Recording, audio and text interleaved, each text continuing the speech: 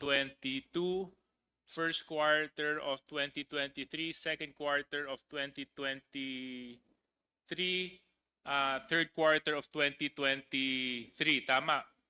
So, kung di po ako nagkakamali, that's 4 na cheque. Tama po. Yung 4 na cheque pong yun ay aabot ng 500 million pesos. Tama po ba yun? Tama po. Okay.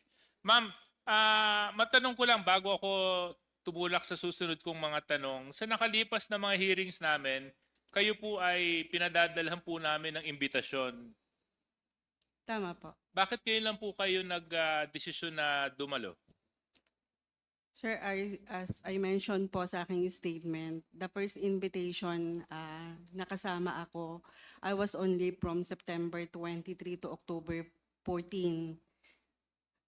And then, for the second invitation po, nakasama rin ako because